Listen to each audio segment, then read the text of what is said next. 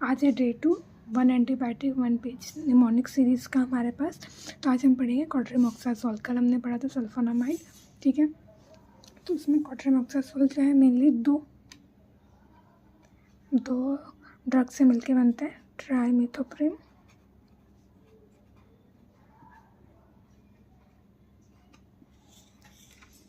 Plus sulfamethoxazole, ठीक है। तो ये हमारा क्या है, इंटरमीडिएट सल्फोनामाइड, कल हमने पढ़ा था, ठीक है। तो ट्राइमिथोप्रिम और सल्फोनामाइड। अब इसमें हमारा जो क्वेश्चन है कि ये रेशियो क्या होता है, 1:5 का रेशियो होता है। कोई भी अगर हम ड्रग बनाते हैं तो उसमें पर्टिकुलरली होता है कि ये इतना ग्राम जाएगा और ये इतना ग्राम।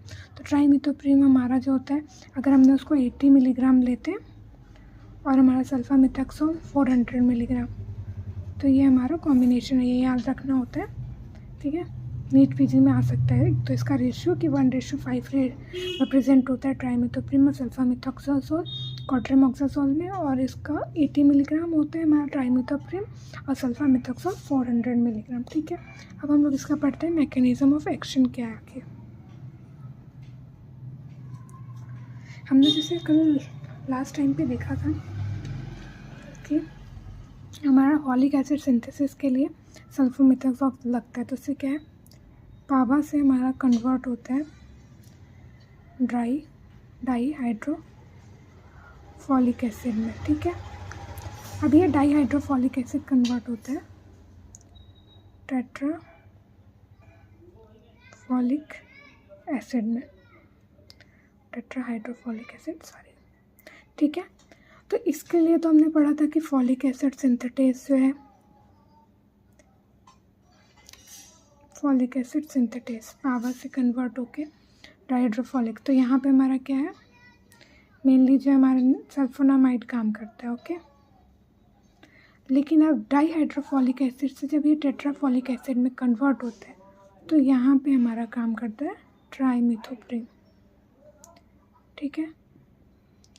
तो इन शॉर्ट क्या है, ये हमारा ये ट्राइमिथोप्रिम जो है वो हमारा फॉलिक एसिड सिंथेसिस को ही रोक रहा है। सल्फोनामाइड इससे पहले वाले स्टेप को रोकता है जिसमें पाबा से डाइहाइड्रोफॉलिक एसिड में कन्वर्ट होता है, और डाइहाइड्रोफॉलिक एसिड से टेट्राफॉलिक एसिड में जब कन्वर्ट होता है तो उसके लिए हमें चाहिए होता है डाइहाइड्रोफॉलेट रिडक्टेज, ठीक है। यहाँ पर तो डाइहाइड्रोफॉलेट रिडक्टेज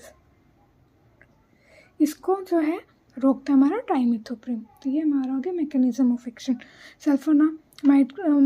सल्फोमेथोक्साजोल का एडवर्स इफेक्ट हमने लास्ट टाइम में पढ़ा था, जिसका निमोनिक्स क्या था, GKN-CHS। तो वही एडवर्स इफेक्ट हमारा रहेगा क्वाट्रेमोक्साजोल का, सेम जैसे कि है। उसके अलावा वही नोज़िया वॉमिटिंग जो मेन होता है, ठीक है। मेनली जो है अब इसका, ये बात तो भूल गए, एक इसके अगेंस्ट इफेक्टिव होता है, ग्राम पॉजिटिव और ग्राम नेगेटिव बहुत, ठीक है। सल्फोनामाइड हमारा क्या था, मेनली ग्राम पॉजिटिव के लिए था। क्वाट्रेमोक्साजोल हमारा ग्राम पॉजिटिव ग्राम नेगेटिव दोनों के लिए इफेक्टिव है, और ये हमारा जो होता है वो बैक्टीरिसाइडल है। सल्फोनामाइड क्या था, बैक्टीरियोस्टैटिक। तो बैक्टीरियोसाइडल हो गया हमारा क्वाट्रेमोक्साजोल, ओके। अब इसका हम लोग यूजेस जो है वो डिफरेंट है। तो यूजेस में हमारा हो गया मेन गॉड, ठीक है। तो सबसे पहला G for गोनोराय,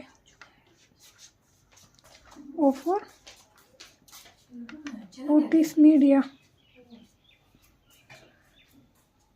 U for UTI infection के लिए, ठीक है। और mainly R for respiratory infection, ठीक है। तो हमारे इसका याद क्या करना है, गौरी या फिर गॉड, ठीक है। तो ये गौरी कर लेते हैं। तो इसका याद रखने का निमोनिक्स हो गया गौरी। तो क्वाट्रेमोक्साजोल क्या है हमारा, ट्राइमिथोप्रिम और सल्फोमेथोक्साजोल से मिलकर बना हुआ है। उसका रेशियो 1:5 है।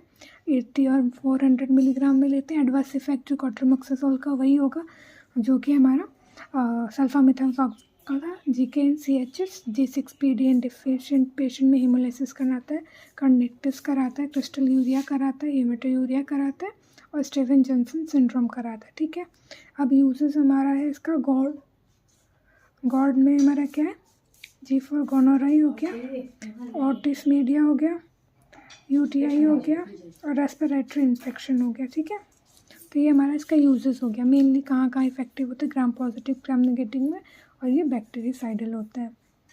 ये हमारा हो गया क्वाट्रेमोक्साजोल।